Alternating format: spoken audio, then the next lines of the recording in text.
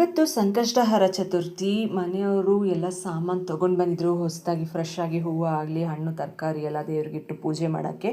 ಹಾಗೆ ಇಲ್ಲಿ ಎಕ್ಕದ ಹೂವು ಮತ್ತು ಬಿಳಿದು ಎಲ್ಲ ಸಿಕ್ಕತ್ತೆ. ಮೇಯ್ನಾಗಿ ಗಣೇಶನ ಅದೇ ಇಡಬೇಕು ಅಂತ ತೊಗೊಂಡು ಬಂದಿದ್ರು. ಯೂಶ್ವಲಾಗಿ ಅವ್ರು ಈ ಬ್ಯಾಗನ್ನೇ ಪ್ರಿಫರ್ ಮಾಡ್ತಾರೆ. ಸೊ ಅವರು ಪೂಜೆ ಮುಗಿಸಿ ಹೊರಟಿದ್ದಾರೆ ಆಫೀಸ್ಗೆ. ಹಾಗೆ ನಾವು ಸಂಡೇ ಹೋಗಿದ್ದಂತಿದ್ದು ಜಯನಗರ್ಗೆ. ಸೊ ಸ್ವಲ್ಪ ಪ್ರಾಡಕ್ಟ್ಸ್ನ ತೊಗೊಂಡು ಬಂದಿದ್ದೀನಿ. ಸೊ ಕಮ್ಮಿಗೆ 50-100, ಇದಂತೂ 250 ಬ್ರೇಸ್ಲೆಟ್. ರೀಸೆಂಟಾಗಿರೋ ಟ್ರೆಂಡ್ಸ್ನೆಲ್ಲ ನೋಡಿಕೊಂಡು ಇವಾಗಿರೋದು ತೊಗೊಂಡು ಬಂದಿದ್ದೀನಿ.